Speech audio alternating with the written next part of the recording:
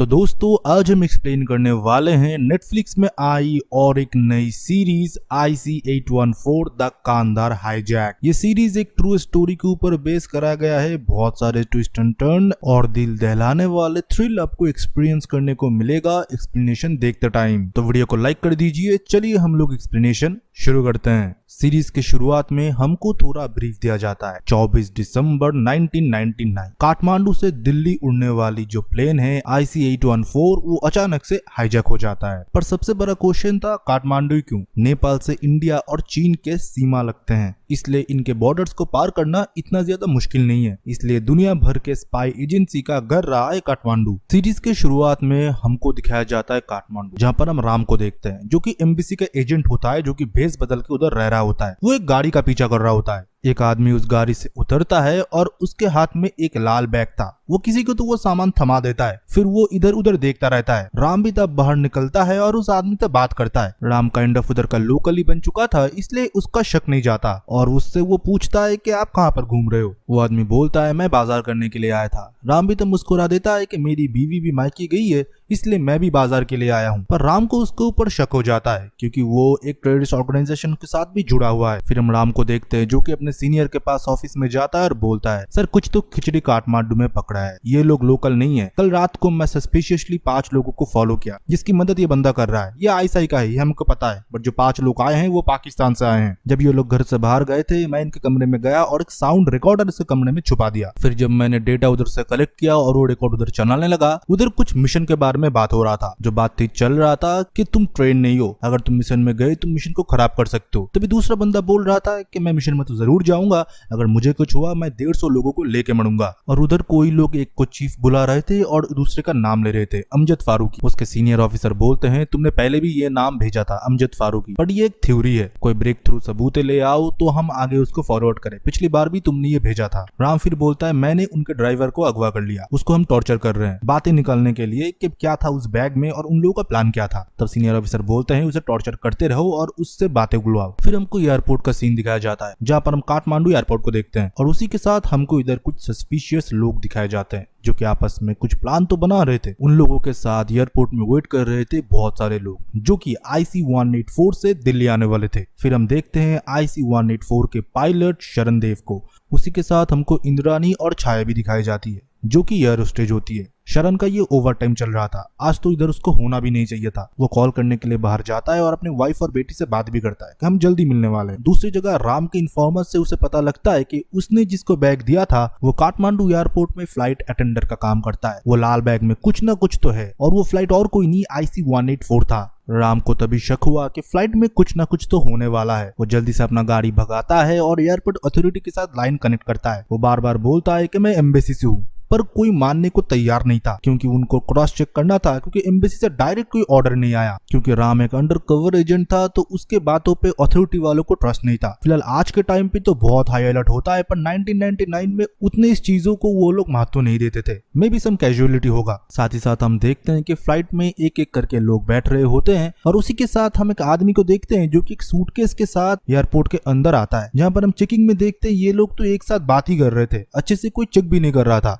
फिर वो बंदा वो सूटकेस लेके बाथरूम में जाता है और उस सस्पिशियस लोगों में से एक आदमी जाता है बाथरूम में और उस सूटकेस को ले आता है और प्लेन के अंदर वो रख लेता है। धीरे धीरे हम देखते हैं कि सारे पैसेंजर प्लेन के अंदर बैठ चुके थे, इंक्लूडिंग ये हाईजैकर भी। फिर हम देखते हैं इस्लामाबाद का एक सीन जहाँ पर हम हाईजैकर चीफ और उनके पिता का बात सुनते हैं। वो बोलते हैं ये कमरा खाली है, तुम उसको लेके आओ, नहीं तो तुम उसको छुराते छुराते खुद शहीद हो जाओ, पर मुझे मेरा बेटा वापस चाहिए। फिर हम इंद्रानी और छाया को देखते हैं जो कि अपने परिवार को लेके बात कर रहे होते हैं। और फ्लाइट में हम और लोगों को देखते हैं, किसी का नया शादी हुआ है, वो हनीमून के लिए जा रहे हैं, किसी के पेट में बच्चा है, कोई बहुत ही बूढ़ा है और उसी के साथ एक डिसेबल बच्चा भी होता है। हम प्लेन के पहले हिस्से में कि फ्लाइट इंजीनियर होता है और जो हमारा पायलट होता है शरण वो भी होता है और उसी के साथ हम देखते हैं सेकंड पायलट भी होता है। वो लोग बात कर रहे होते हैं आपस में और प्लेन कुछ टाइम में ही टेक ऑफ करने वाला है। फिर हम देखते हैं कि गाड़ी लेके राम पहुंचता है। अथॉरिटी तो बात नहीं मानता, वो मैनुअली आके सबको बोलने की कोशिश करता है, पर इतने टाइम में फ्लाइट टेक ऑफ हो चुकी है। और जो हाईजैकर थे वो मनी मन खुश हो रहे थे कि एक बार जब टेक ऑफ हो जाता है उसको लैंड कराना मुश्किल है, तो अभी पूरे एयर में इनका ही कंट्रोल होगा थोड़ी देर बाद। फिर हम देखते हैं एयर में प्लेन चला जाता है और पायलट सबको बोल देते हैं कि हम कितने घंटे में लैंड करेंगे दिल्ली में। और हम देखते हैं कि फॉरेन का एक बंदा होता है जो कि बियर मंगवाता है, उसको अच्छे से ग्रीटिंग किया जाता है। उसी के साथ हम बाकी पैसेंजर्स को देखते हैं जो कि आपस में बात कर रहे होते हैं, पर उनमें से एक हाईजैकर होता है जो मिठाई के डब्बे की तरह दिखता हुआ एक बॉक्स उनके मेंबर्स को डिस्ट्रीब्यूट कर रहा होता है। फ्लाइट जब एक टाइम पे ऊपर चला जाता है, सब कुछ स्टेबल हो जाता है, वो हाईजैकर मौका ढूंढते हैं कब पायलट के रूम का दरवाजा खुलेगा, कोई खाना देने के लिए जाएगा, तभी वो दरवाजा खोल के उस जगह को ब्लॉक करेंगे एंड पूरे प्लेन को हाईजैक कर लेंगे। और वो होता भी है। कुछ टाइम बाद खाना देने के लिए कोई अंदर जाता है, वो लोग मंकी कैप भी पहन लिए थे। फिर वो जाते हैं पायलट के केबिन में एंड पूरे जगह को हाईजैक कर लेते हैं। सारे लोग तब डर चुके थे। उसी के साथ प्लेन के अंदर मौजूद उनके लोग गन निकाल लेते हैं और सबको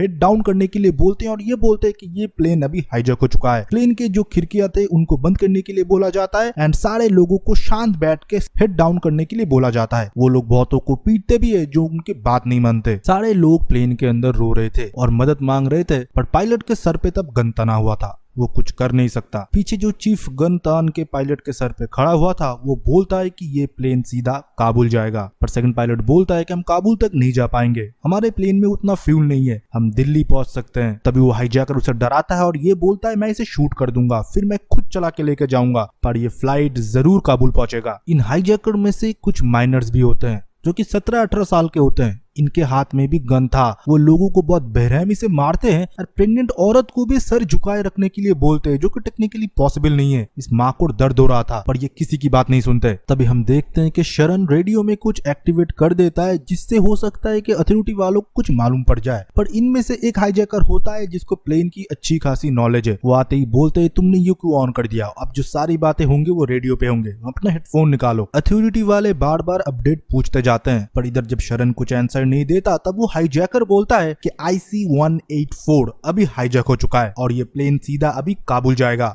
ये सुनने के बाद मानो अथॉरिटी वाले की भी हालत खराब हो जाता है। वो तुरंत अपने सीनियर को बताते हैं, पर कैसे भी प्रेस लीक हो जाता है और इंडियन प्रेस के पास ये आता है और हमको देखने को मिलता है कि नंदिनी के पास पहली बार ये न्यूज आता है। नंदिनी फिर भागते हुए अपने सीनियर एंकर शालिनी के पास आती है और उसको सब कुछ बताती है। इन लोगों को न्यूज का हेडलाइन मिल चुका था, अभी पूरा देश में अफरा तफरी मच जाएगा ये न्यूज आने के बाद। फिर हम देखते हैं कि शालिनी रॉ ऑफिस में कॉल करती है। वो ये न्यूज मिलते ही रंजन मिश्रा रॉ सेक्रेटरी को कॉल करती है, जो कि उसके मामा होते हैं। वो उसे सब कुछ बताते हैं और इनके सामने एक IB का एजेंट बैठा हुआ होता है। वो मुस्कुराते हैं और बोलते हैं ये बेटा हम दोनों के बीच में ही रहना चाहिए, मैं तुमको सामान खरीद के दूंगा ना, तुम चिंता मत करो। पर मनी मन इनका क्या चल रहा था सिर्फ यही जानते हैं। फिर उधर से वो भागते हुए हेड रॉ के पास आते हैं VK अग्रवाल। उनको आके वो सब कुछ बताते हैं। वो पूछते हैं कोई कैजुअलिटी या कोई डिमांड। वो बोलते हैं कि अभी तक नहीं, 170 लोग उसके अंदर है, पर अभी तक उन लोगों की कोई डिमांड नहीं आया। अग्रवाल बोलता है कि हमको IB को बताना पड़ेगा, मुकुल को जल्दी इत्तला करो। और हम पहले से ही देखते हैं कि मुकुल के पास तो पहले से इंफॉर्मेशन पहुंच गया था। IB रॉ एक दूसरे के बीच कोई भी चीज को इतना जल्दी शेयर नहीं करते। फिर अग्रवाल को पता चलता है कि राम ने पहले ही एक नोट भेजा था, पर उसके पास ये डेटा पहुंचा ही नहीं, क्योंकि बहुत सारे इंटेल होते हैं और तब के जमाने में उतना कुछ इलेक्ट्रॉनिक्स का होता भी नहीं, तो मैनुअली आते आते टाइम लग गया। और दूसरी जगह हम देखते हैं कि फ्लाइट में शरण बोलता है कि इंडियन एयर स्पेस को क्रॉस करने की हमारे पास कोई परमिशन नहीं है। तब वो हाईजैकर बोलते हैं हमारे पास पूरा परमिशन है, क्योंकि ये पूरा प्लेन हमारे कंट्रोल में है, हम जो चाहे कर सकते हैं। तुमको मैं जितना बोलता हूँ तुम उतना ही करो, नहीं तो एक एक करके सारे होस्टेजेस को हम मारने लगेंगे।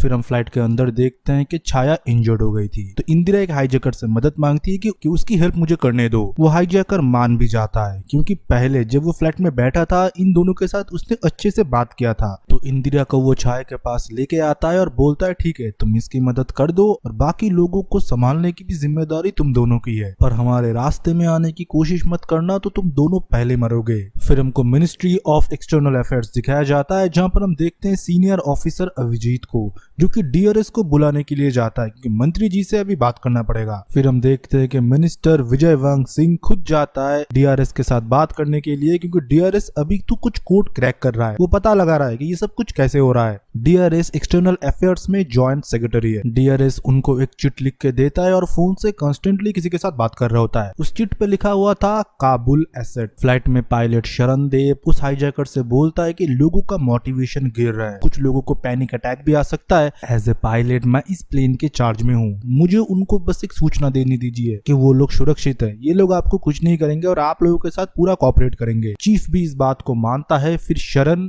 उनको पूरा सूचना देता है कि हम लोगों के फ्लाइट हाईजैक हो चुके हैं, पर आप लोग डरिएगा मत, हम जल्दी हमारे घर पहुंचेंगे, अब प्लीज इन लोगों के साथ कोऑपरेट करिए। फिर हम डीआरएस को देखते हैं जो कि मिनिस्टर साहब को बता रहे होते हैं मौलाना अल्लाह बख्श, जिनके 5 बेटों में से एक बेटा जो आज जम्मू के जेल में सड़ रहा है। और मुझे लगता है ये सब कुछ उसी बेटे मसूद के लिए हो रहा है। वो टेरर एक्ट के लिए अलग अलग जगह से फंड कलेक्ट करते हैं, यंग लोगों को ट्रेन करते हैं टेररिज्म के लिए। कि इंडिया आया था अपने नस्ल को फैलाने के लिए, पर हम लोगों ने उसको बंदी बना लिया। उसको छुड़ाने के लिए 3 अटैक भी करे गए थे, जिसमें उसका खास दोस्त भी मारा जा चुका है। मुझे लगता है कि और एक अटैक होने वाला है मसूद को छुड़वाने के लिए। फिर हमको जम्मू जेल का एक सीन दिखाया जाता है जहाँ पर हमें कालकोटरी को देखते हैं और उसके बीच में से एक टनल, और हमको दिखाया जाता है तब मसूद, जहाँ पर हम प्लेन में देखते हैं कि सेकंड ऑफिसर बोल रहा होता है कि हमारे पास उतना फ्यूल नहीं है, आप खुद चाहे तो चेक कर सकते हो। तब जिसको पता था थोड़ा प्लेन के बारे में, वो अपने और एक टीम मेंबर को जाके बोलता है कि हमारे फ्लाइट में फ्यूल नहीं है, हमको फ्यूल को रिफिल करने के लिए कहीं ना कहीं रुकना पड़ेगा। फिर हम आईबी ऑफिसर मुकुल को देखते हैं जो कि संजय मेहता को बोलता है कि तेरी बात तो मसूद सुनता है, इससे पहले तूने ही उसको इंट्रोगेट करा हो। तो संजय मेहता को भेजा जाता है मसूद के सेल में, जो खुद भी एक आईबी का ऑफिसर होता है। मसूद के साथ जाके वो बात करता है। मसूद बोलता है मुझे तो कुछ भी नहीं पता, और उसे वो एक चाय ऑफर करता है। फिर हमको विनय कौल को दिखाया जाता है जो कि cabinet secretary and head of CMG है। मतलब इंडिया के हर एक अथॉरिटी के पास ये न्यूज पहुंच चुका था। IB, raw, secret agency, external affair, CMG head तक ये बात पहुंच चुका है। और दूसरे जगह हम संजय को देखते हैं जो कि एयरपोर्ट अथॉरिटी के पास पहुंच चुका है। वो बोलता है कि अभी प्लेन का करंट लोकेशन कहां पर है। उधर वो ऑपरेटर बोलता है कि दिल्ली के लिए उनको को इधर से इस लोकेशन तक आना पड़ेगा। तब संजय बोलते हैं कि फ्लाइट के अंदर बात हो सकता है क्या।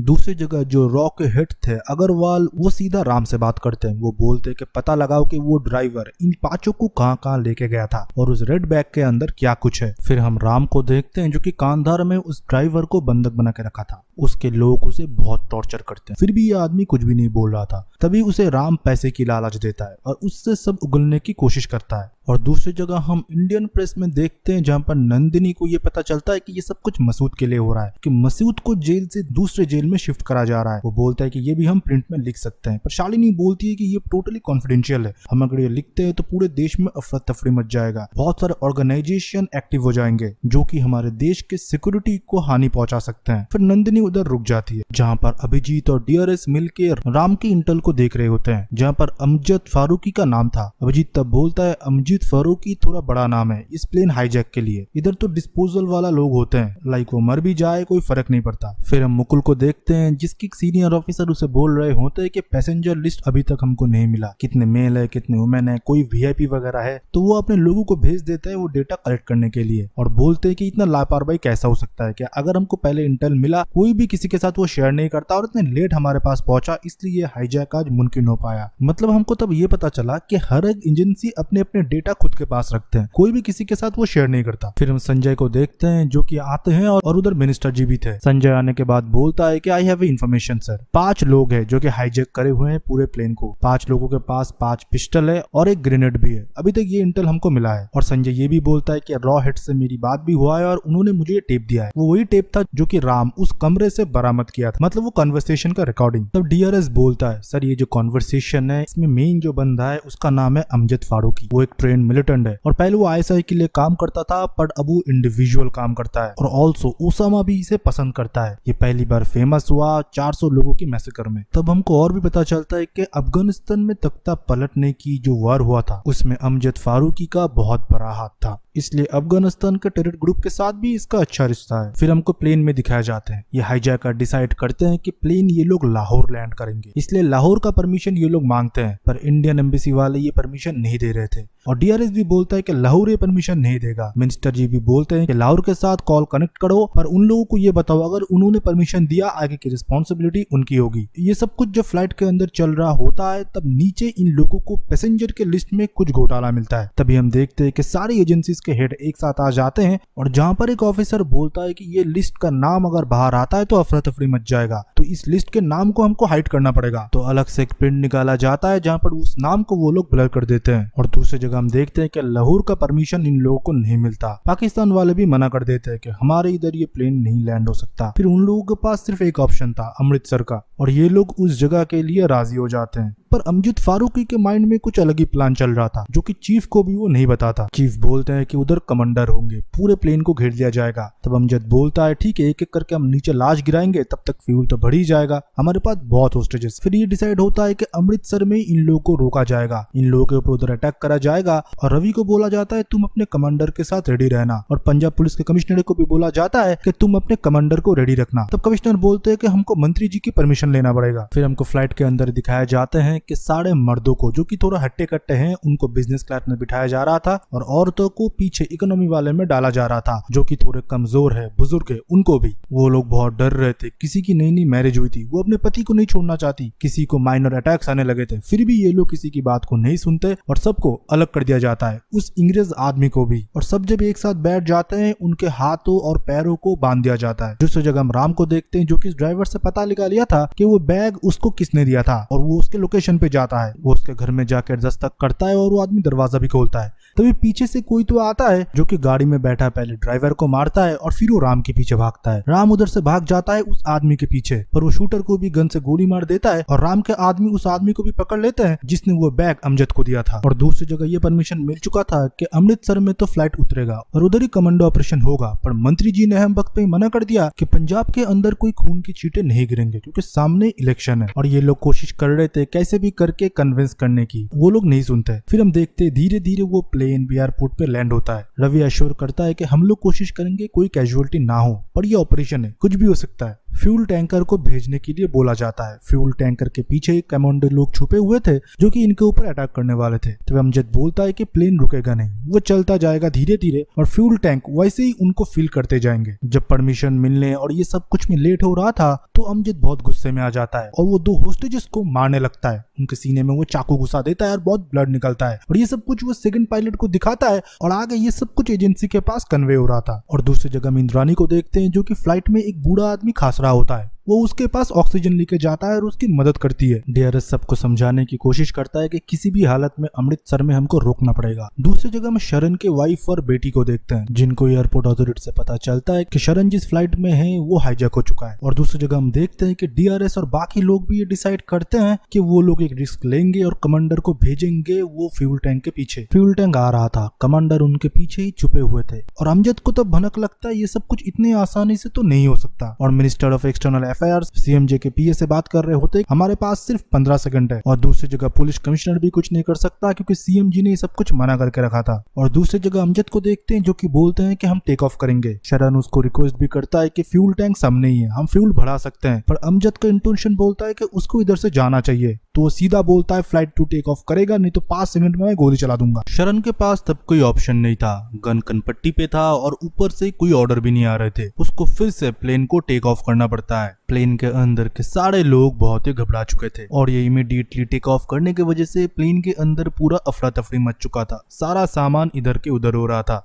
और दूसरी जगह हम बैठक में भी देखते हैं वो लोग बोल रहे थे कि हमारे पास जो ऑप्शन था वो चला गया, अब ये लोग सीधा लाहौर जाएंगे रिफ्यूलिंग करने के लिए। मिनिस्टर जी बोलते हैं कि अब हमको लाहौर बात करना पड़ेगा जनरल मुशर्रफ से। फिर हमको दिखाया जाता है मई 1990 कारगिल में हिंदुस्तानी टुकड़ी के ऊपर पाकिस्तानी आर्मी हमला कर देते हैं, पर वो लोग ये रिस्पॉन्सिबिलिटी नहीं लेते कि उन्होंने ये काम किया है। और पाकिस्तानी गवर्नमेंट भी ये साफ मना कर देते हैं कि हमारे आर्मी ने ये काम नहीं किया है। वो ये सफाई देते हैं कि वो कोई ट्राइबल ग्रुप थे, उन्होंने ही हिंदुस्तानी के ऊपर हमला किया है। हिंदुस्तानियों के बहुत सारे कैजुअलिटी भी हुए। पर उसके ठीक 2 महीने बाद मुशर्रफ की जब चाइना से बात हो रहा था तब हमारे इंडिया इंटेलिजेंस ने उनके कॉल को टैप कराया और पता चला कि ये हमला उन्होंने ही कराया है। नवाज शरीफ ने तब प्रेस कॉन्फ्रेंस किया, ये बताया कि मुशर्रफ और उसके जवान ने ये हमला कराया हमको ना बता के, और चीफ मुशर्रफ को और उसके टुकड़ियों को उधर से बुलाया गया। ये मुशर्रफ के लिए बहुत ही शर्मनाक था। फिर उससे 3 महीने बाद 12 अक्टूबर 1999 को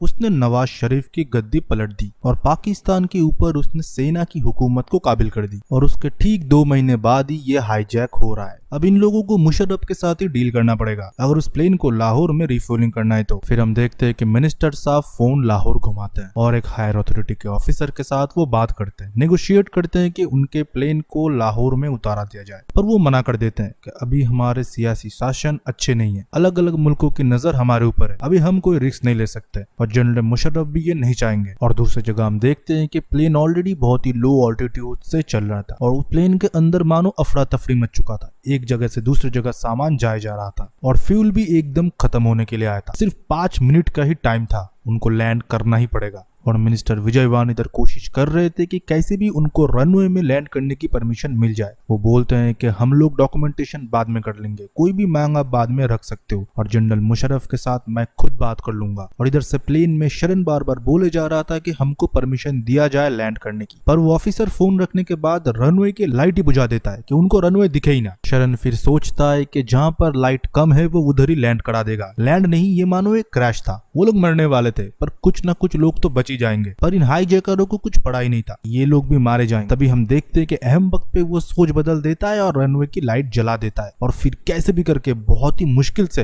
वो प्लेन रनवे पे लैंड करा जाता है। सारे लोग बहुत ही घबरा चुके थे एंड अपने अपने सीटों से वो लोग नीचे गिर चुके थे। फिर हम देखते हैं लाहौर में वो लोग पहुंचते हैं और उनके प्लेन में फ्यूल भरा जाता है। तभी हम देखते हैं अमजद को, जो कि किसी के ना किसी के साथ तो बात कर रहा होता है। फिर हम देखते हैं प्लेन जब हवा में होता है तब वो काबुल के लिए लैंडिंग परमिशन मांगते हैं, पर काबुल के अथॉरिटी वाले उनको सीधा मना कर देते हैं कि आप लोग इधर लैंड नहीं कर सकते। और ये इन्फॉर्मेशन ऑलरेडी एम्बेसी के पास आ चुका था। अभी वो लोग अजम्पशन करने लगे कि ये लोग नेक्स्ट कहां पर लैंड करेंगे, क्योंकि फ्यूल इनके पास पूरा था। तब वो लोग एक एक करके बोलने लगे, दुबई, कोई बोलता है यूके, कोई बोलता है अलग अलग कंट्री। फिर भी किसी के साथ अभी इंडिया का रिलेशन उतना अच्छा नहीं था, क्योंकि इससे 1.5 साल पहले पोखरान में हमारा न्यूक्लियर एक्सपेरिमेंट हुआ था। यूएस गवर्नमेंट के साथ बहुत सारे अलग अलग देशों को भी इसके साथ बहुत प्रॉब्लम था। अब वो लोग कॉपरेट करेंगे कि नहीं, इंडिया को ये नहीं पता। लोकेशन से पता चल रहा था कि वो लोग दुबई जाने वाले हैं। तब मिनिस्टर दुबई के शेख को कॉल करते हैं और कॉपरेट करने के लिए बोलते हैं। वो बोलते हैं कि अभी क्रिसमस चल रहा है। फिर भी मिनिस्टर उनको कन्विंस करते हैं कि औरतों और बच्चों को छोड़ देने के लिए आप बोलिए। और दूसरी जगह न्यूज में आ चुका था कि कैप्टन में भी घबरा चुका है, अगर अमृतसर में थोड़ा टाइम वो और रुकते तो रेस्क्यू ऑपरेशन हो पाता। ये लोग दुबई इसलिए उतर रहे कि इनके प्लेन में पूरी तरीके से रिफ्यूलिंग नहीं हुआ था पाकिस्तान में भी, तो वो लोग पूरा रिफ्यूलिंग करने के लिए दुबई में उतरे थे। और उनका ये प्लान था कि रिफ्यूलिंग करने के बाद वो लोग अफगानिस्तान कांधार जाएंगे। फिर वो रिफ्यूलिंग करने के लिए प्लेन को नीचे उतरते हैं पूरे परमिशन के साथ। दुबई गवर्नमेंट ने उनको अप्रूवल दे दिया था, पर उनकी एक ही शर्त थे, वो लोग पहले रिफ्यूलिंग करते हैं पर वो बो नहीं हटाते। वो ये बोलते हैं कि पहले बच्चों को और औरतों को तुम लोगों को छोड़ना पड़ेगा, तभी हम उसको हटाएंगे। और दूसरी जगह हम देखते हैं कि कांधार में राम था, वो कोशिश कर रहा था कि उसने जिस लड़के को पकड़ा था जिसने लाल बैग दिया था उसके मुंह से बुलवाने के लिए कि उसने लाल बैग में क्या डाला था। और दुबई के शेख ने उनको साफ साफ बोल दिया था कि लड़की और बच्चियों को बिना रखे तुम लोग इधर से प्लेन नहीं ले जा सकते,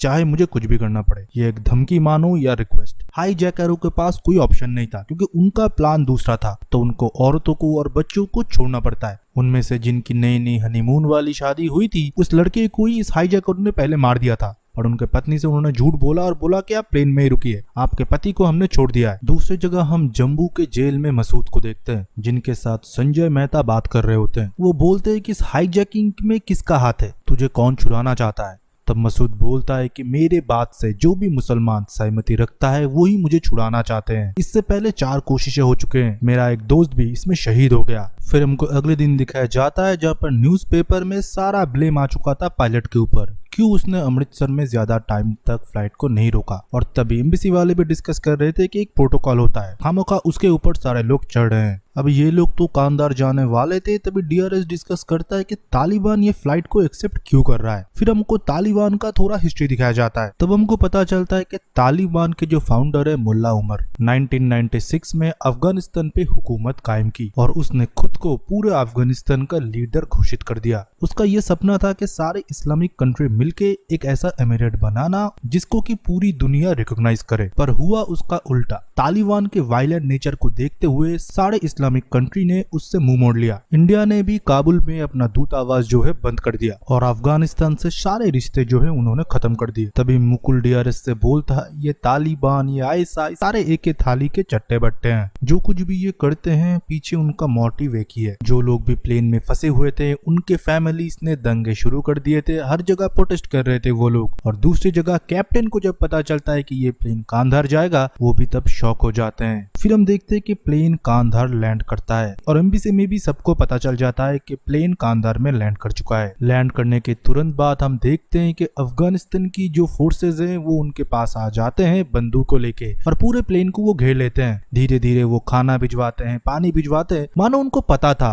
और अमजद मानो किसी के साथ तो कॉन्स्टेंट टच में था जो कि उसको सब कुछ ऊपर से ब्रीफ दे रहे थे। अभी कौन इसके पीछे है वो तो पता नहीं। फिर हम देखते हैं एम्बेसी में वो लोग बातचीत करते हैं कि अभी अफगानिस्तान में किसके साथ बात किया जाए। तभी DRS बोलता है अहमद, जो कि फॉरेन मिनिस्ट्री संभालता है तालिबानों का। वो 32 साल का है, हाईली इंटेलिजेंट और डिप्लोमेट। वो भी नहीं चाहेगा कि अफगानिस्तान का रेपुटेशन और ज्यादा खराब हो और भारत के साथ वो नया रिश्ते बनाने की कोशिश करेगा। फिर हमको हमारा PM अटल बिहारी वाजपेयी जी दिखाए जाते हैं। वो फर्स्ट टाइम इस बारे में पब्लिक इंटरव्यू देते हैं। वो बोलते हैं कि उन्होंने अपने डिमांड पूरा करने के लिए जो प्लेन हाईजैक किया है ये कोई तरीका नहीं होता अपने बात मनवाने का। भारत उनके सामने नहीं झुकेगा, पर उनकी कोई डिमांड अभी तक नहीं आया है। जहाँ पर चीफ वो न्यूज देखता है और वो गुस्सा जाता है। वो अमजद से जाके बोलता है इनके गवर्नमेंट ने बोल दिया कि हमारे साथ कोई बातचीत और नेगोशिएशन नहीं करेंगे, वो बात ना करे तो ना सही। तालिबानों से फ्यूल भरवाए और पूरा प्लेन जाके हम पार्लियामेंट में ही क्रैश करा देते हैं। दूसरी जगह हम देखते हैं कि शरण की वाइफ को जो कि इंटरव्यू दे रही होती है कि मैं हूँ मेरे पति के लिए, मैं वेट करूंगी चाहे लोग उनको कुछ भी बोले। वो एक पायलट है, उनकी जिम्मेदारी है कि उनके पैसेंजर्स को सही सलामत ले आना, जो मेरे पति जरूर करेंगे। फिर हमको रात में दिखाया जाता है कि प्लेन के बाहर सारे तालिबानी आग जला के बैठे हुए थे। उस प्लेन से उनकी नजर बिल्कुल नहीं हट रही थी। प्लेन में धीरे धीरे प्रॉब्लम शुरू हो गया था। 2 टॉयलेट जाम हो चुके थे और 2 टॉयलेट ये हाईजैकर यूज कर रहे थे, तो उधर जाना उन लोगों के लिए मना था। इतना बदबू आ रहा था कि लोगों को उल्टियां हो रहे थे, पर साफ करने के लिए कोई भी नहीं था और उनको ये हाईजैकर इनके अंदर ही एडजस्ट करने के लिए बोले जा रहे थे। सबकी ये हालत देख के अमजद बोलता है ठीक है दरवाजा खोल दो और उनसे बोलो कि कोई लोग भेजने को जो ये ठीक कर पाए। और ये बोलने के तुरंत बाद ही इंद्रानी जाके वो दरवाजा खोल देती है। तभी अमजद जाके उसे एक चाटा लगाता है और ये बोलता है मैंने तुमको खोलने के लिए नहीं बोला, मेरे ऑर्डर मेरे लोगों के लिए था। फिर हम देखते कि कैप्टन शरण बैठे हुए था। फिर दोनों हाईजैकर आते हैं और बोलते हैं तेल की टैंकर आ चुका है, प्लेन अभी रिफ्यूल होगा और हम लोग दिल्ली जाएंगे। प्लान में थोड़ा चेंज हो गया। शरण तब बोलता है कि 16 घंटे से प्लेन फ्लाई कर रहे हैं, हमको देखना पड़ेगा कोई टेक्निकल प्रॉब्लम है या कुछ नहीं है। तब वो हाईजैकर मुस्कुराते हैं और ये बोलते हैं ज्यादा से ज्यादा क्या हो जाएगा, प्लेन क्रैश ही हो जाएगा ना,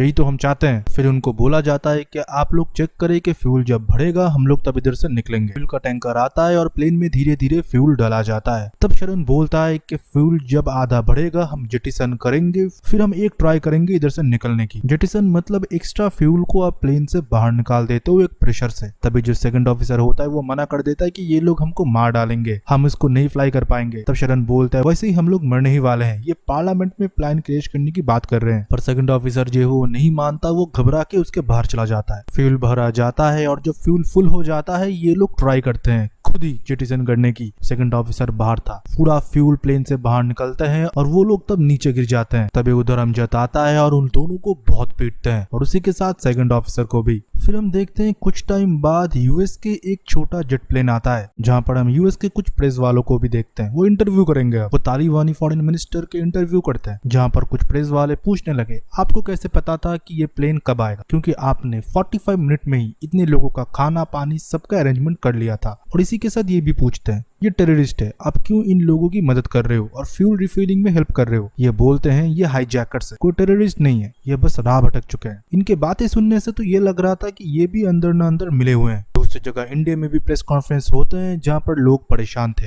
लोग बोले जा रहे थे कि हमारे लोगों को कब छुड़वाया जाएगा। इसी के साथ हाईजैकर की कोई डिमांड भी नहीं आ रहा और इधर इंडियन एम्बेसी में बातचीत चल रहा है एक दूसरे के साथ परमिशन लेने की। सीएम बोल रहे कि हम पीएम से परमिशन लेंगे बातें करने की, क्योंकि वो अगर परमिशन नहीं देते तो हम बातें आगे नहीं बढ़ सकते। कोई ना कोई उनका डिमांड होगा, नेगोशिएशन होगा, हम इतने लोगों को मरने के लिए नहीं छोड़ सकते। अब ये इंटरनेशनल इशू बन चुका है, सबकी नजर हमारे ऊपर है कि इंडिया क्या करेगा। फिर हम देखते हैं कि बहुत टाइम लग जाता है पर एम्बेसी से फाइनली ये ऑर्डर आते हैं, पीएम जी मान जाते हैं और बोला जाता है कि आप लोग कांधार जा रहे हो। तो कैबिनेट सेक्रेटरी ये डिसाइड करते हैं कि मुकुल, अभिजीत, टीआरएस और संजय तुम चारों जाओगे कांधार और नेगोशिएशन करोगे और इसको लीड करेगा मुकुल। ये लोग फिर रेडी होते हैं कांधार जाने के लिए और अपने साथ कुछ मेडिकल फैसिलिटीज को भी ये लेके जाते हैं। और दूसरी जगह हम कांधार में देखते हैं राम इस आदमी को टॉर्चर इतना करता है कि आखिर में उसे बताना पड़ता है कि उस लाल बैग में 17 किलो आरडीएक्स था। और ये बात जब राम रॉ हिट को बताते हैं उनकी भी हालत खराब हो जाता है। फिर हम देखते हैं कि मिनिस्टर का बाद ऑलरेडी अहमद के साथ हो चुका था, वो भी नेगोशिएट करने के लिए राजी था और इंडिया के साथ फिर से रिलेशन बनाने के लिए, तो वो परमिशन दे देता है कांधार आने की। और फिर हमको दिखाया जाता है कि इंडिया की प्लेन जहां पर एम्बेसी के बेहतरीन लोग थे वो नेगोशिएट करने के लिए आ चुके थे। फिर हमको दिखाया जाता है कि अहमद और उनके लोग उनको ग्रीटिंग्स करते हैं और बैठने के लिए बोलते हैं। दूसरी जगह हम देखते हैं रॉ हिट बता देता है संजय को कि प्लेन के पिछले वाले हिस्से में जो लगेज सेक्शन है उधर 17 किलो आरडीएक्स है। और इनके ये बात सुनने के बाद तो होश ही उड़ जाता है। फिर हमको थोड़ा हिस्ट्री दिखाया जाता है कि कांधार वर्ल्ड न्यूज में ओसामा बिन लादेन के वजह से आया। अफ्रीका में अमेरिकन एम्बेसी के ऊपर हमले के बाद उसने अमेरिका के ऊपर युद्ध का ऐलान कर दिया। फिर उधर से वो छुपने के लिए कांधार आ गया। मुल्ला उमर ने उसको शरण दिया था और शर्त सिर्फ ये था कि वो अमेरिका के ऊपर और हमला नहीं करेगा, पर ओसामा ने ये शर्त ज्यादा टाइम तक नहीं माना। तभी कांधार में दो फौज थे, एक थे तालिबान और दूसरे फौजे थे जो कि अफगानिस्तान में पूरे अफीम की खेती को कंट्रोल करते थे। और इस फौज के पास पैसे भी ज्यादा थे और ताकत भी, और ये फौज ओसामा बिन लादेन को पसंद करते थे। तो अभी इसी कांधार में मुल्ला उमर भी थे और उनके फौजे, और इसी के साथ ओसामा बिन लादेन और उनके फौजे भी थी। फिर हम देखते हैं कि डीआरएस अहमद से बातें करता है और अहमद भी उसे आश्वासन देता है कि तुम्हारे सारे लोगों को हम जल्दी छुड़ा लेंगे। फिर हम देखते हैं वो लोग एक सेटअप लगाते हैं जहाँ पर प्लेन से डायरेक्टली उस रूम में बात होगा और मुकुल इस चीज को लीड कर रहा होता है और सामने एक तालिबानी बैठेगा जब ये लोग बात कर रहे होंगे। वो पहले ही कॉल कनेक्ट करते हैं और चीफ से बोलते हैं मुझे पायलट से बात करना है, और पायलट को वही आश्वासन देते हैं कि तुम सबको हम निकाल लेंगे, इंडियन एम्बेसी तुम्हारे लिए पूरा काम कर रहे हैं, तुमको घबराने की कोई जरूरत नहीं है, इनके जितने भी डिमांड है हम लोग सब मान लेंगे। तभी शरण एक रिक्वेस्ट करता है कि इधर एक पैसेंजर का हालत बहुत ही खराब है, उनके वीडियो के लिए अगर कुछ मेडिसिन की जरूरत हम कर पाए तो बहुत बेटर होगा। तब चीफ उससे माइक ले लेता है और बोलता है किसी को नहीं छोड़ा जाएगा और तुम लोग अगर होशियारी करते हो तो इन लोगों को मार देंगे। तभी मुकुल को भी गुस्सा आता है, वो बोलता है कि तुम्हारे 5000 लोग हमारे पास भी है, हम उनको भी मार सकते हैं, आराम से बात करें जनाब। तब ये चीफ भी शॉक हो जाता है किसको नेगोशिएट करने के लिए बिठाया है, पर मुकुल का अंदाज तो यही है। मुकुल ये भी बोलते हैं आप में भी थके हुए होंगे, बहुत टाइम से आप लोग हाईजैक करके बैठे हैं ना, आप आज रेस्ट करिए, हम लोग कल सुबह बात करेंगे। और ये बोलने के बाद वो फोन काट देता है। फिर हम देखते हैं ये लोग रूम में आते हैं और सारे लोग एक दूसरे के साथ बात कर रहे होते हैं कैसे आगे का प्लान बनेगा। ये लोग तो कोई डिमांड ही नहीं रख रहे हैं। प्लेन को हाईजैक हुए 5 दिन हो चुके थे। फिर हम देखते हैं तालिबानी 2 मिस्त्री जाते हैं टॉयलेट को साफ करने के लिए और उसके ब्लॉकेज को हटाने के लिए, और उधर वो इंग्रेज बहुत चीखता जाता है कि आप लोगों ने मुझे इधर ही बिठा के रखा है, टॉयलेट के बिल्कुल पास, मुझे उल्टी आ रहे हैं, 5 दिनों से मैं इधर ही बैठा हुआ हूँ। पर वो हाईजैकर उनकी एक बात भी नहीं सुनते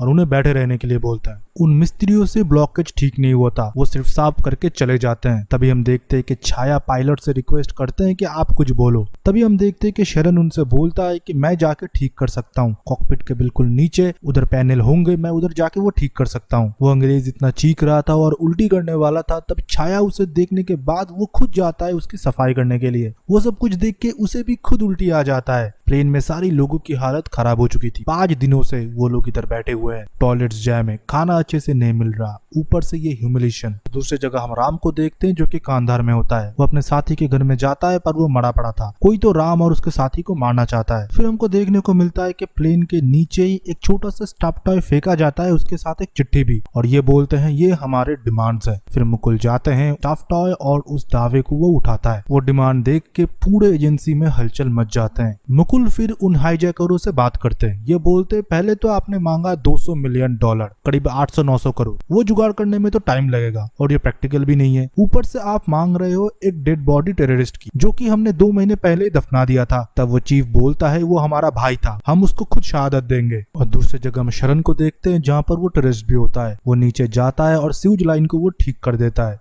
वो टेररिस्ट पायलट से पूछता है कि तुम लोगों को ये भी ट्रेनिंग दिया जाता है? तो शरण बोलता है कोई भी काम आपको पसंद हो तो वो काम आपको काम नहीं लगता, आप सीख लेते हो। मुकुल चीफ से ये भी बोलते हैं कि 5 दिन लगा आपको ये सोचने के लिए, जरूर आपके पीछे और कोई होगा तो उन्हें ही भेज दीजिए आमने सामने बात करने के लिए। दूसरी जगह हम एम्बेसी में देखते हैं जहाँ पर ये लोग डेटा इकट्ठा कर रहे थे कि कितने टेररिस्ट को इन्होंने बंदी बना के रखे हैं। वो लोग लिस्ट निकालते हैं, टोटल 35 लोग हैं। उनमें से 4-5 ही है जो कि बहुत खतरनाक वाले। फिर से हम देखते हैं कि मुकुल चीफ से बात कर रहा होता है और चीफ के पीछे ठीक अमजद बैठा हुआ है। मुकुल उससे बोलता है ये डिमांड तो इंस्टेंटली अप्रूव करना पॉसिबल नहीं है, पर आप बता दीजिए कि आपको मेन कौन सा वाला चाहिए, कोई एक बताइएगा। वो जानना चाहता है कि कौन सा प्रायोरिटी लिस्ट पे है इनकी। तभी चीफ उस माइक को होल्ड करके अमजद से बोलते हैं मसूद भाईजान मांग लेते हैं, पर अमजद बोलता है बोलो के सारे हमारे लिए इंपॉर्टेंट है, सब अप्रूव होने चाहिए। चीफ अपने घर से अपने भाईजान मसूद को छुड़ाने के लिए निकला था, पर अमजद का मकसद कुछ और था। उसे लाल बैग में आरडीएस के बारे में पता था। बहुत टाइम तक बातचीत चलने के बाद उसको मुकुल आखिरी ऑफर देता है कि मसूद और 4 आदमी जो हम चाहे, नहीं तो मसूद और 2 आदमी जो आप चाहे। फिर अमजद इन लोगों से समय मांगने के लिए बोलता है और चीफ ये बोल के फोन काट देता है। तभी हम देखते हैं कि मुकुल को भी गुस्सा आता है। वो अपने लोगों को बोलते हैं कि अभी एनएसजी कमांडर बुलाते हैं और इधर ही ऑपरेशन कर डालते हैं। पर डीआरएस बोलते हैं कि अच्छा आइडिया नहीं है, हमको बोल दिया गया है कि इधर कोई खून खराबा नहीं होगा, आप चाहो तो खुद जाके बात कर सकते हो। और अहमद के पास जाके जब मुकुल ये बातचीत करता है उसे गुस्सा आ जाता है। वो बोलता है इधर कोई भी गोलाबारी नहीं होगा, सिर्फ नेगोशिएशन ही हो सकता है इधर। फिर रात को हम देखते हैं कि बाकी सारे लोग एक साथ बात कर रहे होते हैं। डीआरएस संजय से बोलते हैं और भी इंटरेस्ट मेरे पास आ रहे हैं। ओसामा बिन लादेन ने भी कांटेक्ट करने की कोशिश किया है। फिर हम देखते हैं कि राम लौट के आता है एम्बेसी। वो अग्रवाल सर से बोलते हैं अमजद का ये प्लान है कि अगर टॉक फेल हुआ तो बॉम्ब अमजद के पास लास्ट ऑप्शन है। और प्लेन में हम सारे क्रूज को भी देखते हैं जो कि आपस में बातचीत कर रहे होते हैं कि हम लोग अगर उनके ऊपर हमला करें, हम लोग 24 लोग हैं तो प्लेन हम अपने कंट्रोल में ले सकते हैं। तभी इंद्रिना समझाती है कि हम लोग अभी अफगानिस्तान कांधार में है, इन हाईजैकरों के पास तो गन्स है, इसके अलावा बाहर जो लोग हैं उनके पास भी पूरा एमिनेशन है, हम ऐसा नहीं कर सकते। एम्बेसी कोशिश कर रही है हमको बचाने की, पर सारे क्रू खुद को मोटिवेट करने के लिए समझा रहे थे। फिर हमको दिखाया जाता है कि अहमद अंदर आता है और कॉन्वर्सेशन को शुरू करता है वो चीफ के साथ। वो बोलता है कि 30 तारीख है आज, आपको आए हुए इधर 6 दिन हो चुके हैं और इंडियन एम्बेसी वालों को आए हुए 4 दिन हो चुके हैं। मैं दोनों से ही एक बात बोलूंगा, अब तक हम लोगों ने आप दोनों के साथ ही कोऑपरेट किया है, हमारा इसमें कोई पर्सनल बेनिफिट नहीं है। इस जहाज में जितने भी लोग हैं वो हमारे मेहमान हैं, उनकी सेफ्टी की जिम्मेदारी हमारी है। मुल्ला उमर का आप लोगों के लिए एक खास पैगाम है, कांधार के जमीन पे कोई खून नहीं गिरेगा और आप लोगों के 2 डिमांड, पैसा